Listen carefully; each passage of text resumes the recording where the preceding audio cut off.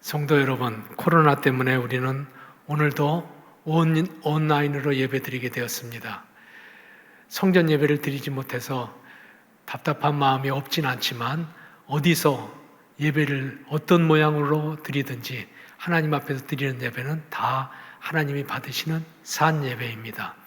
오늘도 예배를 드리시고 하루를 출발하고 한 주간을 시작하시며 얼마나 간절한 마음이 많습니까?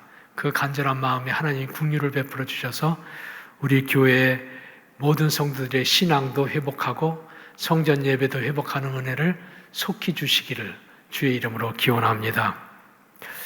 오늘은 목사님이 이렇게 목이 쉬셨어. 글쎄요, 제가 목이 이렇게 쉬었네요. 그래서 목이 쉬니까 안 들리잖아요. 글쎄 말이에요.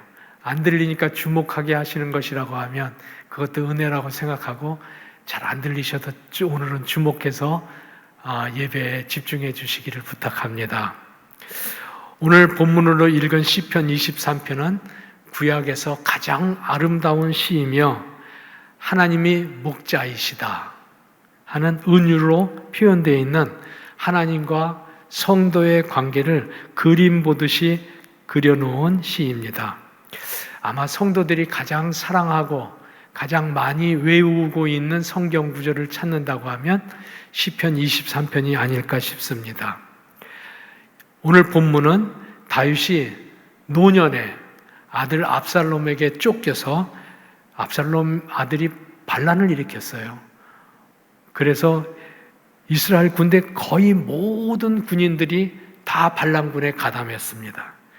그러니까 다윗은 할 수 없이 피할 수밖에 없지요. 하나님의 은혜를 베풀어 주셔서 훗날에 왕궁으로 다시 다 편안하게 되돌아오게 합니다. 그때 되돌아와서 지나간 날 반란의 때뿐 아니라 옛날 어린 시절부터 자기의 삶을 회상하면서 쓴 시가 시편 23편입니다. 일생을 돌아보며 하나님을 향한 자기의 신앙 고백, 나 평생에 이렇게 살겠습니다 하는 다짐이기도 합니다. 여호와는 나의 목자다. 그래서 나는 부족함이 없었습니다 하는 것이 전체 성경의 요약인데요. 다윗은 평생 사실은 결핍이 많은 사람이었습니다. 빈곤하고 고단하고 외롭고 두렵고 위험한 지역에 던져진 적이 많이 있었습니다. 예컨대 청년 때에는 사울 왕이 자기를 죽이려고 식탁에 앉아있는 자기에게 창을 던지기도 했습니다. 혹은 자기를 잡으려고 군대를 다 풀어놓고서 그래서 사방으로 포위하고 자기를 잡으려고 한 위태로운 때도 있었습니다. 광야에 피신하여 배고프고 고단하고 곤고한 삶, 절박한 삶을 지낸 때가 많고도 많은 청년 시절의 삶이었습니다. 장년이 돼서 마찬가지였습니다.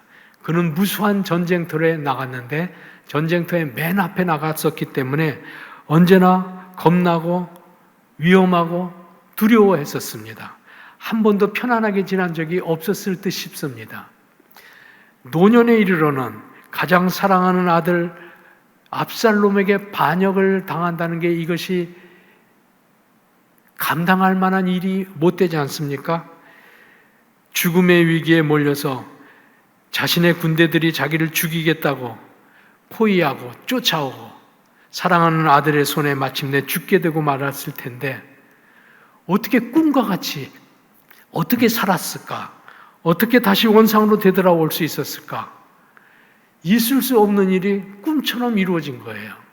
자기가 용맹해서 이 싸움을 이겼는가? 자기가 지략이 탁월해서 있는가? 그렇지 않았거든요. 자기는 한 줌 무리밖에 안 됐고 그리고 자기는 그때마다 두려워하고 떨고 어찌할 바를 몰라서 당황하고 있었기 때문에 자기가 한 것이라고는 도무지 생각할 수가 없는 일이었습니다. 그러면 어떻게 이겼을까? 어떻게 이겼을까? 돌아보니까 답은 하나밖에 없는 거예요. 여호와 하나님, 여호와 하나님 그분이 목자가 되셔서 나를 보호하시고 인도하시고 지켜주시고 높이 세워주셨다. 그 고백인 것입니다. 목자란 말은 이스라엘 사람들이 유목민이기 때문에 이 비유를 설명하지 않아도 잘 알고 있었습니다. 목자는 인도자, 보호자, 책임자입니다. 목자는 양떼들을 인도해 나갈 때 그를 보호합니다. 맹수로부터 보호하고 도적대로부터 보호하고 그리고 온갖 위험으로부터 지켜내 줍니다. 뿐만 아니라 양떼들에게 먹을 것, 마실 것, 쉴 것을 준비해 주는 분이 목자입니다. 그래서 충분히 먹고 마시고 쉬고 이끌어가서 그들로 튼튼하게 하고 그들로 목적지에 도달하게 하는 것, 그게 목자가 하는 일입니다. 그러니까 양떼는 생존이 전적으로 목자에게 달려있다고 해도 과언이 아닙니다. 여호와 나의 목자라는 말은 하나님께서 나의 삶, 나의 미래, 나의 갈 길 인도하시는 분입니다. 내 능력이 혹시 모자라도 하나님께서는 그 모자란 부분들을 다 감싸주시고 채워주십니다 하고 고백하는 것이죠. 그러므로 나는 오직 하나님만 의지하고 하나님만 신뢰하고 하나님의 인도를 따라가겠습니다. 심지어는 이 땅에서도 하나님의 인도를 따라가고 영원히 주의 집에 거하겠습니다. 영영토록 이 세상을 지나간 다음에도 여전히 주의 나라에 거하겠습니다 하는 신앙 고백을 하고 있는 것입니다. 이 고백을 할 때 다윗은 방금 전에 압살롬의 반란으로부터 건진받아서 지금 왕궁으로 되돌아온 때입니다.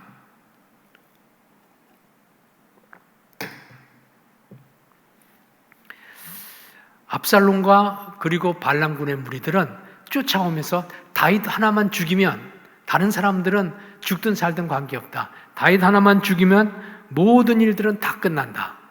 그래서 사자같이 그냥 쫓아오고 덮쳤습니다. 그런데 어떻게 살았을까? 그런데 말이에요. 마지막 단계에서 하나님의 목자가 되어 주신 것을 다윗은 고백하고 알고 그리고 감사하게 되는 거예요. 반란군 압살롬의 군대들이 다윗을 쳐들어오다가 압살롬에겐 2명의 모사가 있었습니다. 참모가 있었는데 전쟁 참모가 있었는데 한 사람은 우리가 쉬지 아니하고 쫓아가면 다윗의 무리를 따라잡을 수 있습니다. 그러면 우리도 많지 않지만 저들도 많지 않기 때문에 다윗 하나만 죽이면 되니까 쉬지 않고 쫓아가면 지쳐서 그들은 더 이상 피할 곳이 없을 것입니다. 또 한 모사는 아닙니다. 그들은 백전노장들이니까 그렇게 하면 안 되고 우리가 군대를 더 모아가지고 다윗 한 사람만 죽여서는 안 되고 그 무리까지도 몽땅 죽여야지 후환을 없애니까 하루 이틀 군대를 모아가지고 쫓아가서 그들을 아주 몰살시킵시다. 그러면 나라가 평안할 것입니다. 그냥 오늘 가자는 모사하고 하루 이틀 뒤에 가자는 다윗만 죽이자는 모사하고 다윗과 그의 부대들을 몰살시키자는 그 두 모사들이 의견이 달랐습니다. 근데 압살롬이 두 번째 걸 택했어요. 그래, 아예 그냥 송두리째 뽑아버리는 게 낫지. 하루 이틀 군대를 모아가지고 막강한 군대로 그들을 그냥 통째로 없애버리자. 그렇게 압살롬은 결정을 했습니다. 그러는 동안 다윗은 요단강을 넘어섰고, 요단강 넘어서는 게 어려운 일이거든요. 그때 다리가 없는 때니까 쉬운 일이 아닙니다. 근데 요단강을 그 밤중에 다 넘어가고 그리고 군대를 정렬하여서 그리고 싸움을 준비하고 드디어 적들이 하루 이틀 뒤에 쫓아왔을 적에는 그들은 수풀에서 싸웁니다. 사무엘하 18장 8절에 보면 그날 수풀에 죽은 자가 칼에 죽은 자보다 많았더라. 압살롬 부대들은 수풀에서 다 죽었다는 거예요.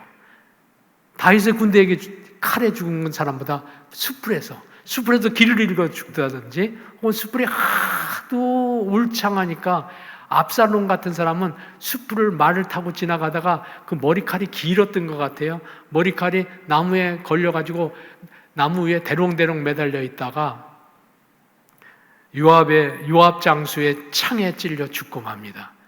압살롬이 죽으니까 전쟁은 끝난 거예요. 이스라엘 반란군들이 다 죽을 필요도 없어요. 압살롬이 죽음으로 다 끝난 것이죠. 그래서 다윗은 여호와께서 목자가 되셔서 이 싸움에서 지팡이와 막대기로 나를 지켜내 주시고 또 지나간 날들은 원수의 목전에 상을 차려주시고, 상이 밥상을 얘기하는 거예요. 상을 차려주시고 배고픔을 해결하게 해주시며 기름으로 내 머리를 바르셔서 나에게 왕을 세워주시고 나의 질병을 고쳐주시고 마귀의 권세를 쫓아내게 해주시고, 그래서 나로 하여금 하나님의 은혜를 증언하는 사람이 되게 했습니다. 여호와 나의 목자, 오직 하나님의 은혜로 내가 여기 있습니다. 그러므로 나 영원히 여호와의 집에 살겠습니다 하고 고백하게 되는 것입니다. 믿음은 여호와께서 나의 목자라고 고백하는 것입니다. 여호와가 목자라는 말은 나는 내가 혼자서 내 길을 찾아가야 하는 고아가 아니라는 뜻이에요. 나는 고아가 아니다. 나는 나를 사랑하고 지켜주시고 보호해 주실 뿐 아니라 인도해 주시는 목자가 있기 때문에 목자를 따라가기만 하면 된다. 따라가면 함께 가는 것 그것 자체가 복이에요. 목자가 있는데도 불구하고 목자를 곁길로 떠나버리고 목자 대신 주님의 음성을 듣지 아니하고 딴 길로 가는 것, 그것 자체가 위태로운 길이다 하는 것을 말하는 것입니다. 그렇기 때문에 너 홀로 애쓰지 말아라. 내 힘만 의지하지 말아라. 내 생각만 따라가지 말아라. 내 말을 따라오거라. 내 인도를 따라오거라. 내 지도를 따라오거라. 내게 피하라 하고 하나님께서는 다윗을 통해서 오늘 우리에게도 말하고 계신 것입니다. 이런 일이 있었다고 합니다. 어떤 사람이 낙타를 타고 사막길을 홀로 여행하고 있는데 먼 곳에서, 저 오른쪽에서 낙타 대여섯 마리가 빠른 속력으로 오는 거예요. 먼지 바람을 피면서 굉장히 빠른 속도로.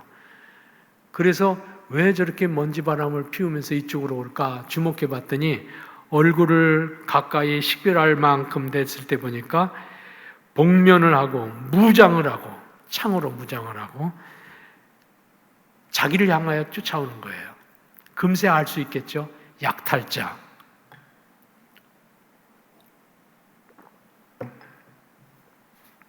사막의 도적들이구나. 그러니까 반대 방향으로 전력을 다해서 도망갑니다. 공포와 두려움. 햇빛은 쨍쨍 뜨고 뜨겁고 턱에 목에 그냥 숨이 차오르도록 채찍을 하면서 뛰어가는데 사방에 도울 자가 하나도 보이지 않습니다. 그래도 계속 달립니다. 이 길은 처음 온 길이 아니기 때문에 한참을 더 가면 오아시스가 있다는 걸 압니다. 오아시스에는 틀림없이 양떼들이 있을 것이고 나를 도울 자가 있을 것이다. 그래서 전심을 다하여 달려갑니다.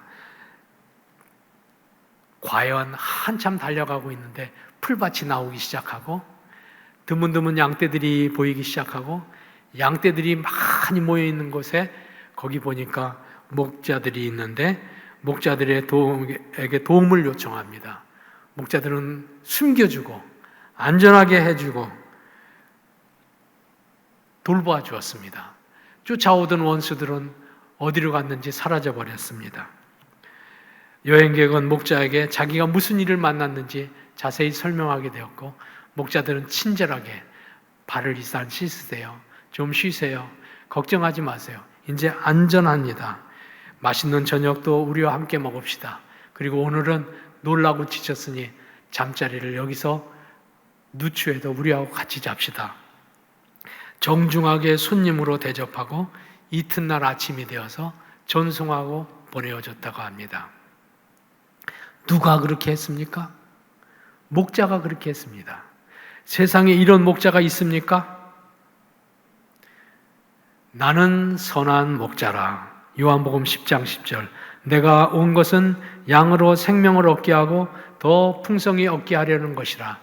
예수님이 목자라고, 나는 목자라고 명시적으로 말씀하셨습니다. 우리의 인도자, 보호자, 부족함을 채워줄 자, 지켜주실 분, 그분이 목자, 선한 목자입니다. 주님을 의지하는 생애가 되시기를 주의 이름으로 기원합니다. 믿음은 주님이 나의 목자라고 고백하고 그에게 피하고 그를 의지하고 그의 뒤를 따라가는 것입니다. 우리는 매일같이 세상에서 걱정거리들이 많습니다. 두렵고 힘든 일들이 많고도 많습니다. 먹을 것 때문에 걱정하고, 가족의 안전 때문에 걱정하고, 나라끼리 전쟁하는 것 때문에 두려워합니다. 전 세계가 코로나 때문에 두려움에 떱니다. 개인적으로는 노후 문제 때문에 걱정하기도 합니다. 아이들도 근심 걱정이 많습니다. 아이들도 똑같습니다. 어떻게 대학을 진학할까? 어떻게 취업을 할 수 있을까? 어떻게 결혼할 수 있을까? 모두가 미래로 온통 염려하고 걱정합니다. 근데 성경은 대답합니다. 목자 되시는 하나님을 의지하라. 주를 따라가라. 그분이 인도하신다. 그를 따라가면, 주의 말씀을 따라가면 길이 없는 것 같은데 길이 열려지고, 고생만 하는 사막길 같은데 그 사막길을 지나니까 정말 쉴 만한 초장이 나오는 거예요. 눈에 보이는 대로만 따라가면 안 됩니다. 계산하는 대로만 따라가면 안 됩니다. 주의 말씀, 곧 주님을 따라갈 수 있게 되기를 주의 이름으로 기원합니다. 여러분, 내비게이션을 이용해 보실 겁니다. 내비게이션 정말 똑똑하고 친절하기도 합니다. 잘못된 길을 가면 고쳐줍니다. 과속하면 줄이라고 말합니다. 시끄럽다고, 귀찮다고 꺼버리고 안 듣고 무시한 채 내 마음대로 가면 안 됩니다. 엉뚱한 데로 도착하고, 그리고 사고의 위험이 있습니다. 늦게 가라 하면 느리게 30km로 속도 줄여야 됩니다. 돌아가라 그러면 내 생각엔 이 길이 맞는 것 같아도 돌아가야 됩니다. 삶의 내비게이션이 되신 하나님의 말씀을 듣는 게 그게 믿음입니다. 서라 하면 잠시 서서 하나님의 음성을 묵도하고, 하나님 내가 어느 길로 가야 되는 건데요? 하고 하나님의 음성을 들을 때까지 기다리는 게 필요합니다. 가라 하면 가시고, 돌아서라 하면 단호히 회개하고 돌이켜서 가는 것. 이게 믿음의 삶입니다. 다윗은 파란만장한 생애를 지냈습니다. 그러나 그는 어디 가든지 간에 자기 계산이나 자기 계략이나 자기 생각대로 가지 아니하고 순전하게 주의 말씀을 따라 그냥 따라갔습니다. 그랬더니 어떤 때는 초장으로 인도합니다. 감사하죠. 어떤 때는 사망의 음침한 골짜기로, 사막으로 이끌어 가십니다. 이해가 안 되죠. 그래도 그 길로 그냥 갔습니다. 예컨대 사울 왕을 죽이면 자기 인생이 확 필 것 같은데, 말씀해 보면 하나님이 기름 부음 받은 자에게 손대지 말라고 합니다. 그는 하나님의 말씀을 그냥 따라갑니다. 어떤 때는 원수 블레셋에 가서 블레셋 왕의 부하 노릇도 합니다. 얼마나 치욕적입니까? 그래도 그렇게 하면서 생명을 부지하였습니다. 위기를 피하고 주의 말씀을 따라갔더니 목자 되신 하나님께서는 그와 동행해 주셔서 두려움을 극복하게 하시고 어려움을, 사막을 초장으로 바꿔주셔서 마침내 인생 전체를 지켜주셨던 것입니다. 주와 동행하고 주의 말씀을 1.1핵이라도 거역하지 아니하고 그냥 순순하게 따라가는 큰 믿음의 사람이 되기를 다시 한번 기원합니다. 사랑하는 여러분, 오늘은 신앙의 사람 다윗의 삶의 여정을 함께 돌아보았습니다. 광야를 가도 계곡을 가도 주 인도 따라갔습니다. 가는 길에 혹시 저 산 꼭대기에 보니까 풀이 무성하고 꽃들도 만발한 곳이 있습니다. 저곳을 왜 갔으면 좋겠는데 안 가실까?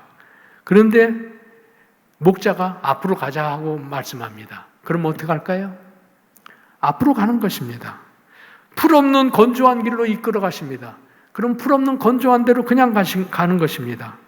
고생하는 것 같아도 목자를 따라가면 말씀대로 마침내 부족함이 없는 삶, 복된 삶, 곧 양들을 쉴 만한 우리로 그리고 좋은 풀밭으로 인도해 주시는 것을 알기 때문입니다. 만일 그 산꼭대기에 풀과 꽃이 가득한 곳에 남 못 가는 곳 나만이라도 올라가야 되겠어 하고 풍성한 꼴이 있는 곳에 올라가서 혼자 그 많은 꼴을 얻었다고 하더라도 목자를 놓쳤다고 하면 그는 길을 잃어버리거나 또는 어둡기 전에 우리에 도착하여야 되는 그 길을 놓치고 말 것입니다.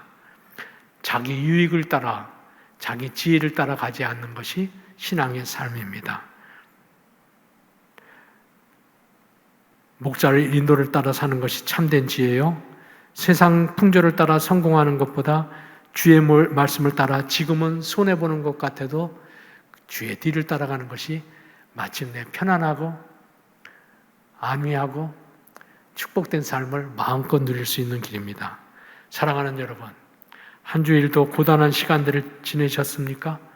그러면서도 여전히 주와 함께 지내셨습니까? 잘하셨습니다. 주일 예배, 영상 예배를 드려도 답답해도 예배를 삶의 우선순위로 여기고 살고 있습니까? 잘하셨습니다. 그게 참 잘한 것입니다. 참 잘한 것입니다. 앞길이 막막하고 잘 모르겠어도 두려움과 염려를 주님께 맡겨버리고 계산과 야심을 따라 살지 아니하고 주 말씀 따라 인도 따라 살기로 작정하셨습니까? 잘하셨습니다. 잘하신 것입니다.